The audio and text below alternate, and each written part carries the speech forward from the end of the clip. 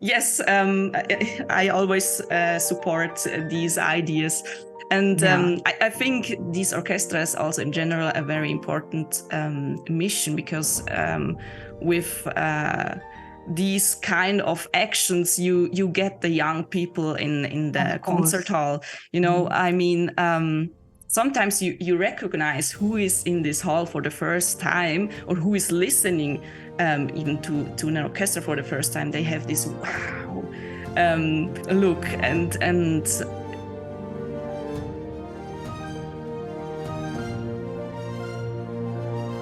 hi Petra, Hi, Laura. It's so lovely to meet you here on Zoom. pleased to meet you. Thank you for having me. Well, it's a great pleasure. I discovered you on Instagram, and I love what you do. I love how you have your page and how you introduce your music, and it was just lovely to see. So I thought I would love to hear your story. Sure, okay, where should I start? Yeah. Tell me first, where are you based? Okay, so right now I live in Zurich. Yeah. And but I grew up near Lucerne, and I'm not from a musical family actually.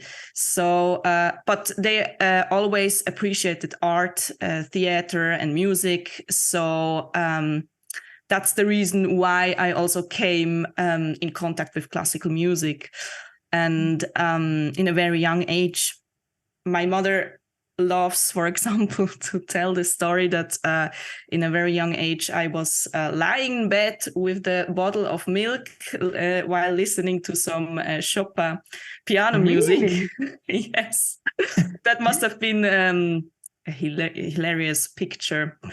And Yeah. Especially because there's no, you say there's not musicians in your family, so it must have been interesting for your parents.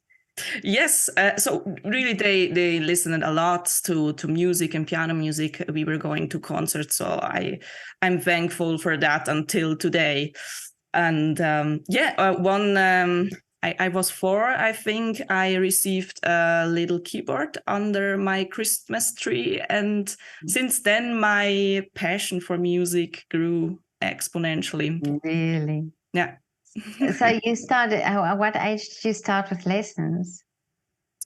I was 6 years old. I was in a just normal music school, and later I was doing like an entry exam for the Conservatory Lucerne, and it was called back then as a Allgemeine Abteilung. And yes, I think I consider myself deeply lucky because there was a teacher, a pianist, Yvonne Lang, and she believed in me from the first moment. Really? And she took me in her class with all the students, which were, of course, much older than me. And I learned, but I think I learned the most important things with her. Yes. Okay. It's so interesting that you say that because it's a theme for me when I speak to musicians that or artists. There's always somebody who has the faith in you, somebody who helped, or there's always this teacher. So how important is this not that the teachers are there, that they have this connection with the students, and that they believe and see something in the student that they think that they can see the potential in them. Yes, I agree totally. I think it's also very important to have several teachers. I was during the bachelor, I was with Florian Hölscher at Lucerne, and he's a German pianist and professor. And I think with him, I learned a lot about how to practice. That's so important. Okay. And also the techniques, the important techniques. And after that, I did my master studies in Zurich with Carl Andreas Colli, and I think I suppose he managed to make the important change from being a piano student to being a professional pianist. Okay. Yes. Mm. And do you think this, because you sometimes think, okay, so many people go into that sort of on that path, so they start playing the piano and then continuing, and but what was it that kept you interested, or is there something that you can think back and think maybe there would have been a time where you were not as motivated, or you're always just motivated to carry on? Very interesting question. Maybe it's important to say that it was not always my idea to study music or to be a professional pianist. For a very long time, my idea was to study art or graphic design or something in this direction. And yes, because I developed as a child also a passion for drawing, and maybe even earlier than the passion for music. By the way, it came very natural. Yes, but then so at the end of high school, I used my passions actually to do for the final projects an animation, and I was playing live to this animation on the piano. So then I had contact with music students, but also with students from animation and from art school. And I realized, okay, I'm more a musician than an artist. Let's try that. I guess it turned out that it was the right path. So I'm happy where I am right now. That's wonderful. And do you still have this, when you say you worked on animation, so is there something in you that that enjoy the film aspect, that the visuals with the music?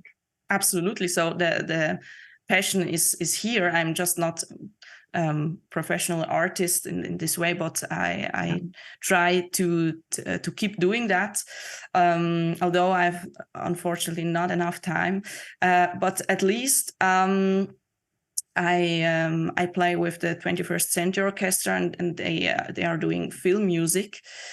So maybe you saw some. I did see, yeah, I saw the Star Wars. I wanted to ask you about that as well. Yes, and I really love the concept. They are doing so also interdisciplinary projects, but also of course they are working a lot with film, because this orchestra performs live concerts featuring soundtracks written by composers for major picture productions. That's fantastic. Yeah. But and the costumes that they had on there, is this also part of the performance? Yeah, we organized these characters from Star Wars, and they were coming at the end on the stage. Yes, yeah. And I mean, a lot of big fans are coming to the concerts, and it's like yeah. I love that. It's like it's just making it a bit of fun as well, and I don't know. It's just very creative for me that you did that. Yes, I always support these ideas. And I think these orchestras also in general a very important mission, because with these kind of actions, you get the young people in the concert hall. I mean, sometimes you recognize who is in this hall for the first time, or who is listening even to an orchestra for the first time. They have this wow look, and I mean, to hear an orchestra is amazing. It blows you away. And the hope is that they are coming back to hear the 21st again, or to hear classical orchestra, for example, also. So in my opinion, they follow a very important mission, yes. Yeah, and it is true that not everybody is always or are exposed to orchestra music and to being in a concert. So this type of thing, it's so lovely that there's then creating this connection and that people will be intrigued to come again. I think that's yes. wonderful. Yeah. But now you've also you're also teaching music. You also, I see you have your own school, music school. Yeah, I started actually this year. I did my master in pedagogy, by the way. So I'm now working as a teacher at a music school, but at the same time, I'm building up my own piano school, Klavier Schule Valkovsky, and the idea was like to offer also not only normal lessons, but also some community things. So I would love to add special features. So we are like a group, and then we are going to concerts together, for example, or I organize a concert at home here, and or in combination with eating together, have dinner together. And I think it's very important that we are sharing our experiences to also learn from the others. And that's a concept actually from America. And I think I believe in that. And it's more modern than, the just have one-to-one lesson, which are working at music schools. Well, it's interesting that you say that because I spoke to a pianist just the other day, and he was talking about a teacher who had group sessions, like so mini master classes, basically. So working as a group, and then how you learn from each other, how you learn from each other's mistakes, and also the corrections. And is this the type of thing that you're also working towards? Yes, so there are several platforms. I have to decide which I choose, but you have the possibility to chat, for example, or to ask something, and maybe we can help each other.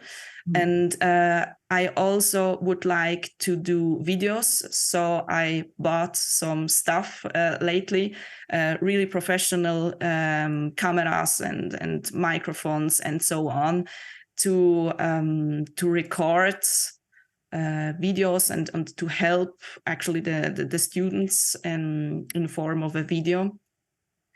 And so that's actually very useful. And the idea is to learn even faster and more effectively. And these groups that come together, so do you have little concerts then also? Yes. Yes. I mean, if I have just to start these courses, and then I will see, yes, if they're happy with my idea. And I think it's an important thing to play in front of people. And also I offer, of course, that they can bring family members or friends, because I mean, we are working for so many weeks or even months on pieces, and to share them, to be proud of that, to share it with lovely people. It's an amazing feeling. It's it's I think difficult. I think if you work on something, it's always this this goal that you also have to work towards, is then this presentation for you as artists to be able to give that. And maybe this was also the frustrating thing during this whole pandemic, is that people could play in their homes, but they couldn't share the music. So this is such a wonderful idea that you have. You remember Igor Levit was sharing his music on Twitter. He was very famous after that. So because every day, I think he recorded some pieces, especially Beethoven, and that was an amazing gift for a lot of people, and gave hope also. Yeah, no, that's true.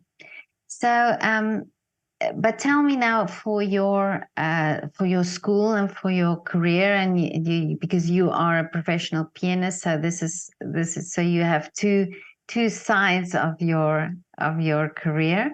But what are the wishes for you for the future? My wishes for the future. So I hope I can continue doing that, of course. So I want to share music as much as I can with many people as possible, because it has affected my life so positively. And I also want the people to see the beauty of the classical world, or in music world in general. Yeah. And I hope I can reach that, of course, through concerts, but also as a piano teacher. So my young students will be actually the future audience, Yeah. Yeah. And it's a very important job that people are more exposed to it, so to music and art. And I hope I can give just opportunities. And in addition to that, for the future, I will always try with all my skills to do to have a positive impact in the world. I mean, in general, with that, I mean, I hope I can continue doing that through music, but also as a human being. It's very important for me to work on myself, to grow, to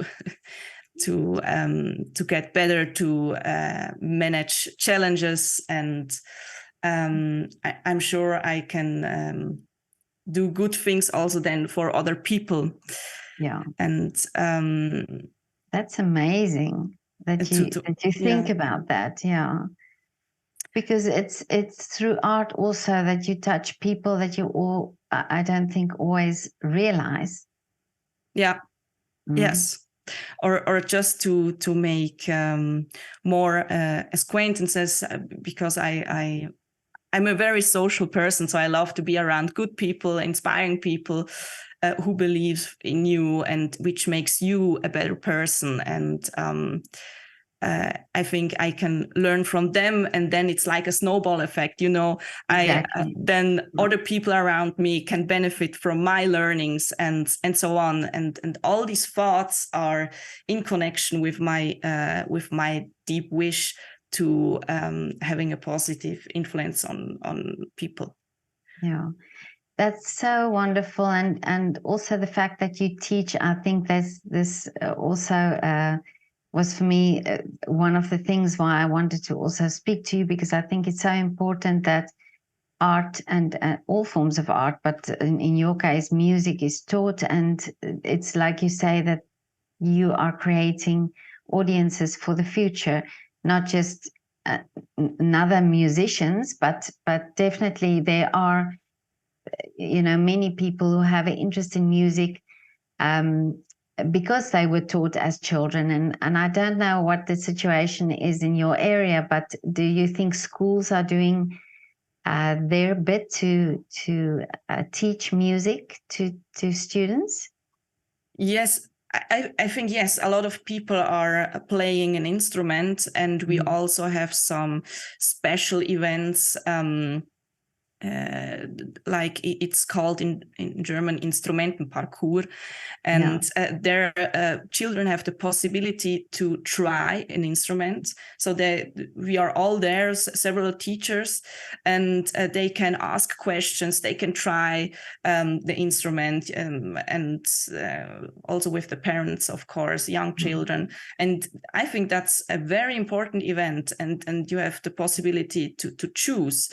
And also, I think it's the schools are doing a good job, so to show the importance of music. Maybe it's very difficult, because there, some parents are thinking, okay, it's good when my child is playing the piano because it's a good thing. But then it's very dangerous. That's it could be forced a bit, then my job is also to understand, okay, is there an interior motivation, or is there a mother behind him or her who is saying, okay, it's play the piano because it's a nice thing, then you can play for the grandma and so on. So no, that's true. And interesting is that my daughter used to play the piano when she was little, because I thought it would. This was what I thought. I thought, well, you know, if they should all, my children should just try and play an instrument. But then the piano teacher said to me that the piano was not suited for my daughter. She should rather play something like the flute or the violin, because she used to do ballet, so she likes the movement. And so she started playing the violin, and that changed everything, because in front of the piano, she was never motivated to practice. But the moment she had the violin, she was more motivated to practice. So it's also, I think, allowing the child to get to the instrument that they feel comfortable with. That's very important, and not always so easy. I don't know what your experience is, but maybe it's just laziness also. So it's very difficult to practice, so I give up, and I don't like that. I I don't like if my student gets in this how to say, in this direction. So I try to motivate them, and okay, you can do that. And then if they manage this step, okay, then they are getting better, and then they realize, okay, I have to do some work to reach my goals. But if it's just okay, they are not into music, and they would love to do some other things like sport, I don't know, or ballet, or playing another instrument. That's very important to see that. Yeah, but you are right also about the motivation, because I think this is also something that is important to be motivated to practice, and that practice is not necessarily something that's very enjoyable, but it's something that is part of that discipline that you have to have when you play the instrument. Absolutely. So, and I think it's very important also that you feel support from your family, from your teachers, and also from your people around you, because if you have a family who isn't listening to classical music or in music in general, I see for the children it's very heavy to get into this world. So it's just upon me. But if they get the support, and if they get help from the parents while practicing the piano, for example, it's a total different world. Yeah, no, I think definitely that has something, you know, is playing a big part. Interesting, my daughter's ballet teacher once said, when she was still very young, she said there's a difference with parents. There's a difference between pushing a child and motivating a child. And I always remember that it's good to motivate them to do something, but you're not necessarily pushing them, you're just motivating them. So there is a difference between that. Absolutely.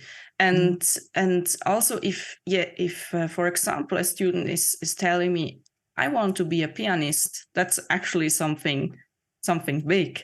And I will try to talk him or her out. And if I can't, it's the right path. So really? So I would make sure that he or she understands what it really means. I think it's one of the most difficult things what you can do.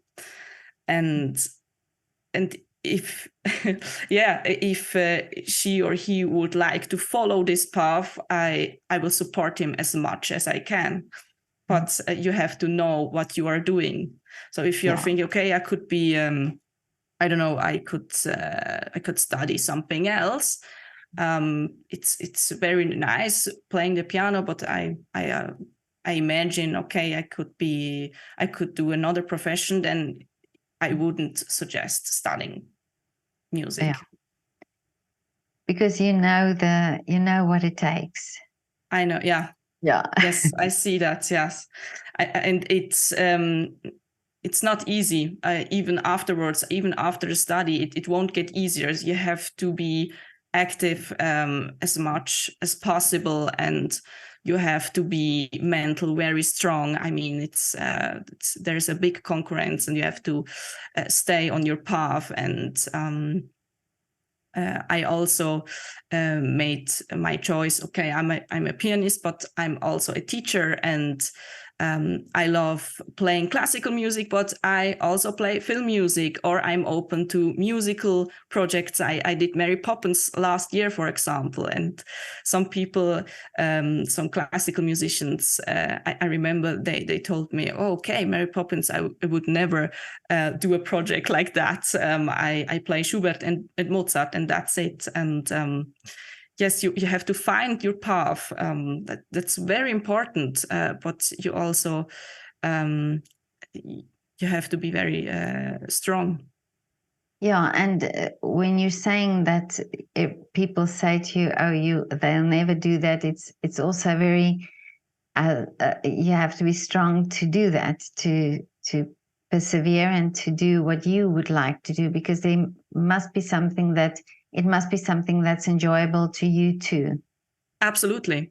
Mm-hmm. Or another funny example is I am in the 21st Century Orchestra. I'm playing synthesizer, and for some classical pianists, I mean they are just playing on a grand piano, you know, and just to see that, or I during my studies, I mean I didn't learn that. Okay, so all the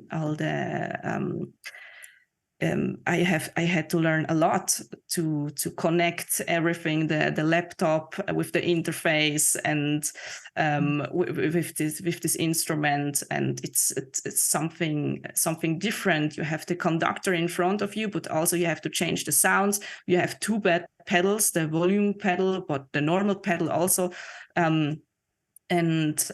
so I had to learn that. And not everybody would do that. I know, not every classical pianist. Yeah. Well, that's great that you do that, and it's great that you stick to what you want to do. And I think this is there's no path, there's no one path for everybody. Everybody has to do their own thing, and you bring something to what you are doing. In the field that you are doing. So that's wonderful. Thank you. Yeah. And I also I have to say that I also appreciate your work as a photographer, and also how you support arts. That's amazing. So it's also thank you. An honor to be here. Oh, thank you very much. I really appreciate your kind words. Yeah, it's very important for me that we highlight all the different forms of art, and yeah, if it can do something or just inspire somebody, then I think this was worth doing. So, but thank you so much for your time, Laura. This was such an amazing interview, and you are doing so great. And I'm still following you and seeing what you do. It's for me so lovely, all your posts and how you introduce the music. So keep up the wonderful work that you're doing. Thank you very much for your kind words, and I keep following you too. And I hope we have the chance to meet each other one time in Vienna. So I'm planning this year or next year to visit. Or when I come to Zurich, then I would love to. Okay. Great. But let me know when you come to Vienna. That would be wonderful to meet you in person. And I read you love Apfelstrudel. Is that right? Yes. So, me too.